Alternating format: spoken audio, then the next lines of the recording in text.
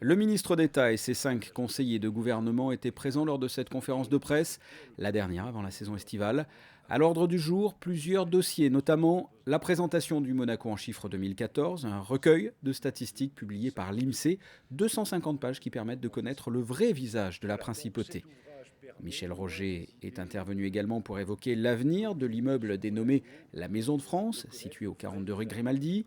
La société qui gère la Maison de France vit une situation financière délicate. De plus, les actionnaires de la société ont connu depuis plusieurs années d'importantes dissensions. Les actionnaires, dans leur majorité, se sont rapprochés du gouvernement princier pour céder à l'État la propriété de l'immeuble sous certaines conditions. L'État consent un droit d'occupation de 99 années à titre gracieux à la Fédération des groupements français de Monaco pour la réalisation de projets participant à la promotion de la culture et de l'identité française à Monaco. L'État aura à assumer les travaux de réparation et de mise aux normes. Pour finir, l'État versera à la Fédération des groupements français de Monaco une subvention forfaitaire annuelle d'un montant de 60 000 euros. Cet accord permet de démontrer l'attachement de Monaco à la communauté française. Autre sujet, le dossier du Grand Ida. C'est un projet initié par le gouvernement fin 2009 avec une préemption d'un immeuble pour 15 millions d'euros. Après de longues discussions, un accord avait été mis au point avec un investisseur pour construire 32 logements pour les enfants du pays. Une opération pilote, une première. À ce moment-là, un collectif de propriétaires a présenté une solution alternative beaucoup plus ambitieuse. Le gouvernement a alors considéré qu'il fallait laisser sa chance aux initiateurs du projet, dans le but de voir s'il était possible de réaliser quelque chose de différent tout en correspondant aux besoins des enfants du pays, mais également aux demandes de certains propriétaires privés du secteur. Je dois dire aujourd'hui qu'un tel projet n'est pas malheureusement réaliste ni acceptable d'un point de vue urbanistique. C'est la volumétrie nécessaire pour répondre à la demande du collectif du Grand Ida. Les propriétaires conscients de l'impossibilité de porter ce projet ont chargé un promoteur à réfléchir à une autre solution, promoteur qui devrait courant juillet présenter cette nouvelle solution au gouvernement. Lors de cette conférence de presse, le conseiller de gouvernement pour les finances et l'économie a pris la parole pour développer 2 thèmes. La présentation de la saison touristique, rappelons que l'année 2013 a été une année exceptionnelle, 2014 devrait se rapprocher de 2012 qui fut déjà un excellent cru. Le mois de juillet devrait être en recul, le mondial au Brésil n'y est peut-être pas pour rien. Le mois d'août en revanche s'annonce excellent. Jean Castellini a présenté également le budget rectificatif 2014. On peut dire que c'est un budget rectificatif qui est à la fois ambitieux et réaliste, puisqu'il repose sur des certitudes, à savoir davantage de recettes encaissées par l'État depuis le début de l'année. Et il est ambitieux parce que la grande partie de ces recettes sera affectée à des dépenses d'équipement et d'investissement pour le pays.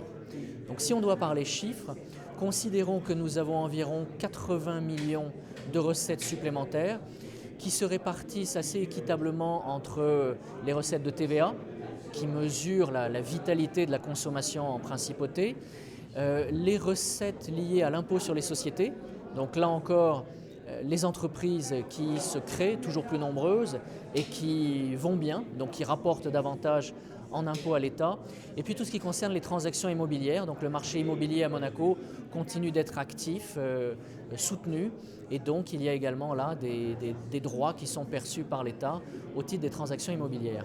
Donc ça c'est la partie recettes, et la partie dépenses, il y a 2 points principaux sur lesquels je peux revenir. Premièrement, le centre d'entraînement de la Turbie. Notre équipe accède à nouveau à la Ligue des Champions. Il est important qu'à l'instar de ce qui se fait dans de grandes équipes du championnat de France ou dans les championnats européens, elle soit dotée de moyens dignes du XXIe siècle pour son centre d'entraînement. Et donc l'État va investir. L'ASM investira à nos côtés, puisque nous nous répartissons la charge d'investissement 50-50 avec le club, mais l'État fera également ce qu'il doit au titre du soutien à ce grand club.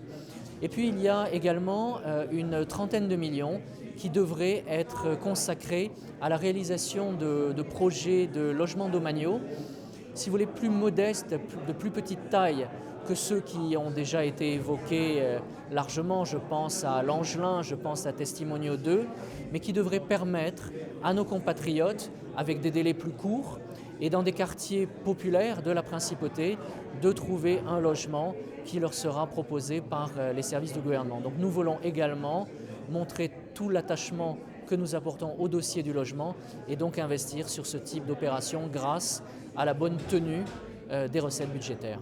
La rénovation du centre d'entraînement de la Turbie, Jean Castellini vient d'en parler, c'était un thème abordé en conférence de presse par Paul Masseron. Le Conseil de gouvernement pour l'intérieur est revenu aussi sur les nouvelles tenues sportives que doivent porter les élèves de la Principauté. Ce n'est pas une idée nouvelle. Depuis de nombreuses années, il y a débat sur effectivement des tenues standardisées pour nos élèves, à la fois pour les cours classiques comme pour l'éducation physique et sportive. Eh bien, nous avons pensé qu'effectivement, ce serait bien que l'ensemble des élèves des écoles publiques de la Principauté de Monaco, environ 3800, eh bien, disposent pour l'éducation physique et sportive de la même tenue. Isabelle Bonal et son équipe ont fait en sorte de lancer une sorte d'appel d'offres pour aider les familles.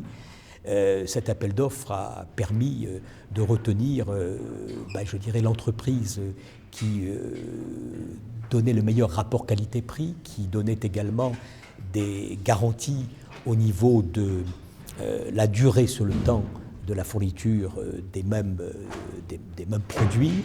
Également en termes de logistique, parce qu'il faut distribuer 3800 packs en quelques jours, en l'occurrence entre le 21 août et le 13 septembre.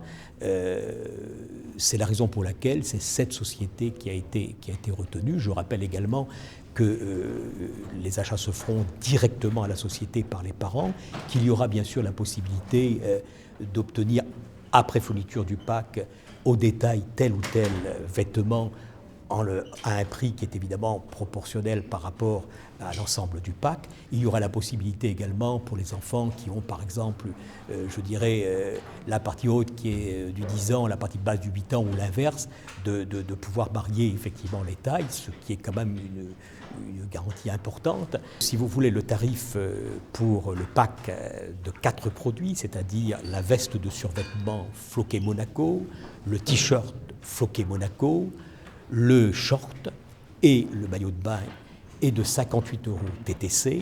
Lorsque l'élève n'a pas besoin d'un maillot de bain pour l'école, ce qui est le cas notamment pour 3 niveaux de classe, eh bien, il y a la possibilité d'obtenir un pack de 3 produits sans le maillot de bain, auquel cas eh bien, le tarif est de 42 € TTC.